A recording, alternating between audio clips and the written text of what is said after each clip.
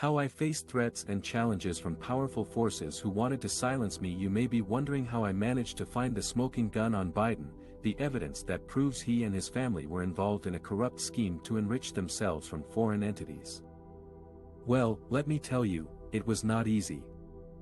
It was a long and dangerous journey that put my life and reputation at risk. I started investigating Biden's finances after I came across some suspicious activity reports, SARS, that were filed by banks and other financial institutions to the government. These reports are supposed to flag transactions that could have links to money laundering, terrorism financing, or other crimes. I obtained these reports through congressional subpoenas and lawsuits, and I was shocked by what I found. According to these reports, Biden's son Hunter, his brother James, and several of their associates received millions of dollars in payments from companies in China and Romania during Joe Biden's time as vice president.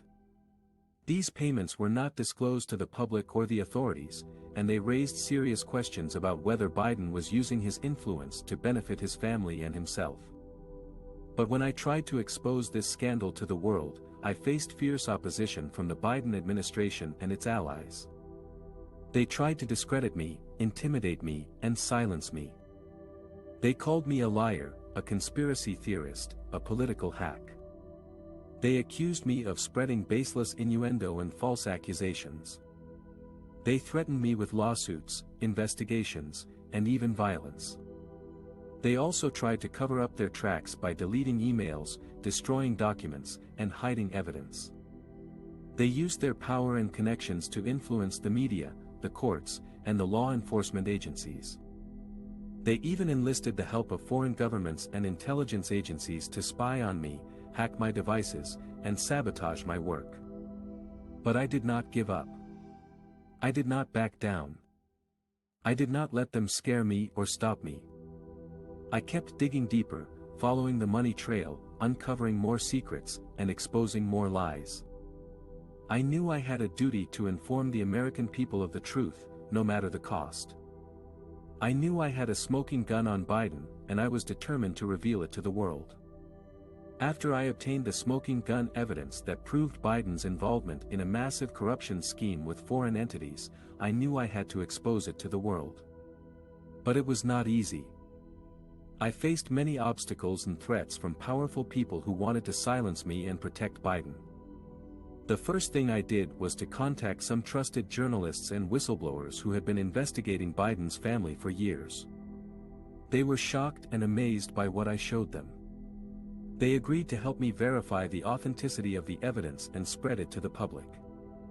We worked together to create a website where we uploaded all the documents, videos, and audio recordings that exposed Biden's crimes.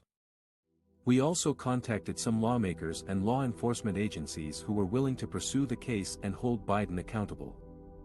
We launched the website on a Friday night, hoping to create a media frenzy over the weekend. We also sent out press releases and social media posts to alert the public and the press about our bombshell revelations. The response was overwhelming. Within hours, our website crashed due to the high traffic. Millions of people visited our site and downloaded our evidence. The mainstream media could not ignore it anymore. They had to report on it. The next day, we held a press conference where we presented our evidence and answered questions from reporters. We explained how we obtained the evidence, how we verified it, and why we decided to expose it. We also called for Biden's immediate resignation and prosecution. We expected a lot of backlash from Biden's supporters and allies. And we were right. We received death threats, lawsuits, and smear campaigns from those who wanted to discredit us and our evidence. They accused us of being liars, frauds, and foreign agents. But we did not back down. We stood by our evidence and our mission. We knew we had done the right thing for our country and our democracy. We also received a lot of support and gratitude from those who appreciated our courage and patriotism. They thanked us for exposing the truth and demanding justice.